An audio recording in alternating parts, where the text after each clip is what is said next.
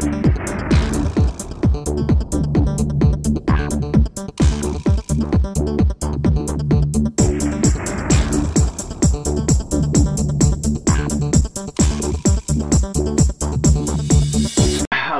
it's the Friday Talkie, take 92. So much to talk about, don't know what order to do it in. I'm all in a kerfuffle here, so yeah, this is probably going to be a mess. Alright, first thing I want to talk about, Rob, MaximumRD, asked a very interesting question last week. I can't remember what day it was, but it was just after I'd done my Friday Talkie, so I couldn't respond to it in that. I think it was an open tag. If it wasn't, I don't care, I'm going to respond to it anyway. He asked, have you ever bought a console or computer, gaming system, whatever, just so you could play a specific game? And I had a bit of a think about that and realised, yes, I had, in fact, more than one. The first time I ever did that was the Acorn Electron.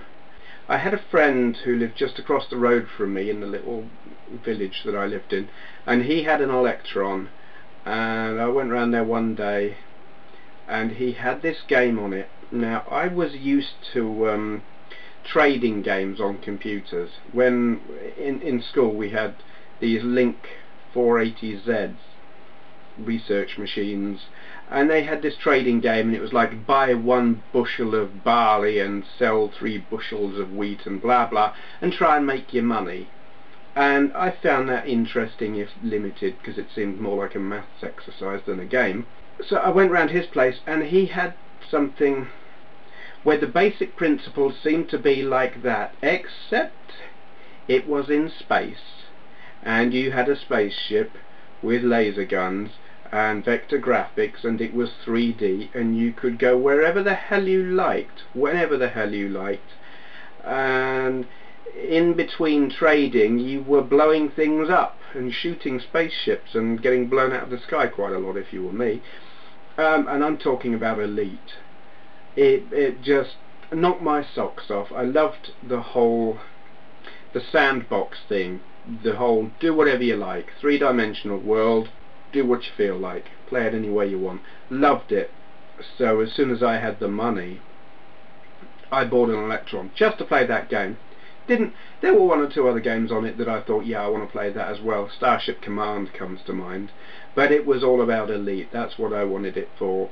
And to this day, I have probably played or spent more hours playing Elite than any other game I've ever played, and that even more than Gran Turismo. And that says something about the game. Other systems, I bought a DS Lite just to play Mario Kart. Yeah, I'm not really a fan of the DS. I don't like the stylus. I don't like most of the games that are on it. All your brain training and your silly little puppies and whatever, twiddling around with your stylus. No, do not want, as they say on Cheeseburger. But yes, Mario Kart, I'd seen videos, I thought I've got to have some of that, because I've loved Mario Kart since the very first one. In fact, the very first one is still my favourite, I think. But it looked good, I thought I want some of that, so I bought one. Andrea actually bought the GameCube just to play Double Dash, which, there's dedication for you. She's actually more dedicated to playing Mario Kart than I am. And she kicks my ass on it, which is probably why I don't play it so much. I'm not that... I'm alright at the first one, but I'm pretty rubbish at the rest. I don't know that there was any... I don't think I bought several Binatone machines just to play Pong, but that doesn't really count because they can only play Pong. Yeah, I think that those are the only machines I've ever bought just to play a particular game that I can think of. But it was an interesting question, and I thought I would answer it. So there you go. Good question, Rob. I will put a link to his video down there. Moving on then. It struck me I can't remember if it was last week's Friday Talkie, but at some point I was talking about the difference in how gaming was in the UK and the US. That's it. I was talking about... I showed the whole tape loading thing last week.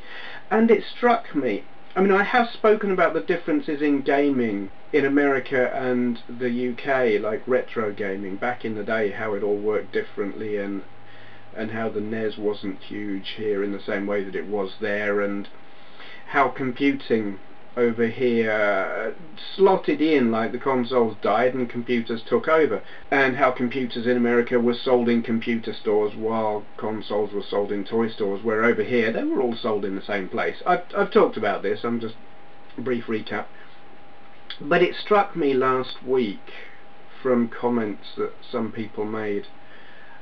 There was another big difference. Apart from the fact that we had masses of computers, tapes were a big thing here, and possibly a big part of why we didn't really suffer a video games crash, and why the computers were so popular. Tapes being fairly rubbish and slow can be quite frustrating, but they were incredibly cheap. And several people have said, well, why didn't you just use a disk drive? Why use tape? It makes no sense. It's so slow and unreliable. But that is the thing. I don't know how expensive or cheap or whatever disk drives for the Commodore 64 were in America. I believe they were a lot cheaper than here. But over here, a disk drive for Commodore 64 back in the day cost more than the computer itself. So very few people had one.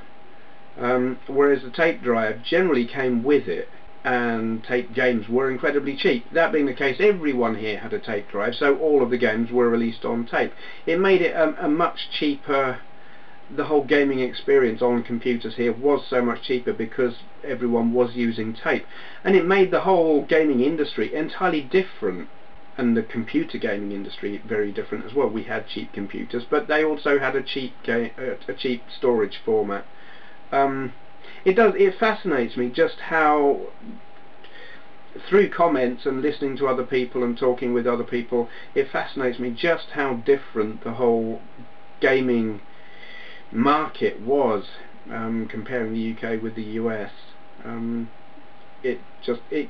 New things keep coming up, and I'm like, oh, I didn't know that. So I thought I would share that little snippet with you, which maybe you knew already anyway, but I wanted to waffle about it, so there. No. Okay, other things. I've so much to talk about. Yes, I got asked quite a while ago, and it was Ben who asked me. Atsuma Karin asked me ages ago, have you ever been recognised in the street? And I said, no, I've only got, like, at that time I'd just hit 1,000 subs. And I said, no, never happened. That's so few people, it's not going to happen. It happened this week. I was walking into town and just wandering along. I'd got my MP3 player on, headphones on, music blasting, but I heard this voice shouting out from across the road, Benway! And I looked up and I didn't recognise the face, and I thought, hold on a minute, Benway, that's not someone I've worked with and forgotten and don't recognise.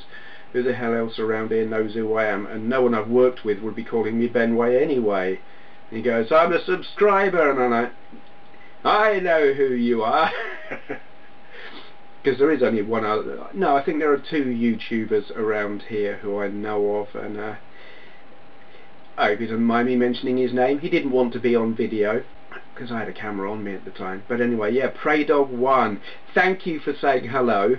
I tell you what, I smiled all the way into town because you are the first person who has, like, spotted me in the wild. I mean, I've met other YouTubers at Replay, but it is the first time anyone has spotted me in the street and said hi, and that was really cool, and it made my day.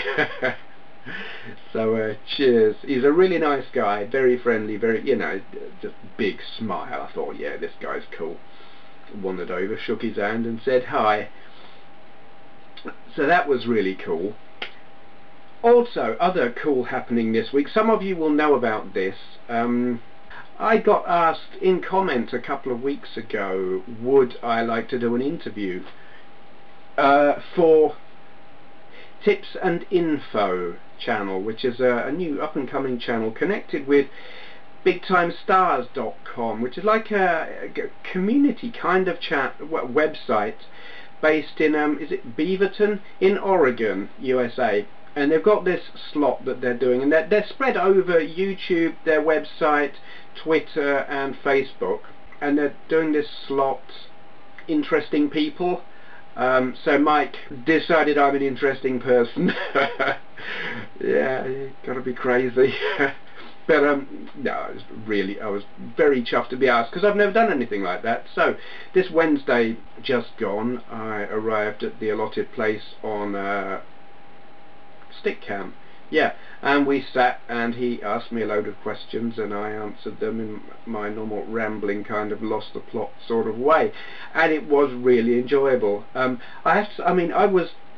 was nervous as hell to begin with, because I didn't know what to expect. I didn't know what angle he was going to be coming from. The first question completely threw me, so to the point that I actually forgot to say hello. He asked me, how are you, and I just went straight off answering the main question and didn't even respond to that bit, which when I listen to it now I think, my God, I sound bloody ignorant. But that was nerves.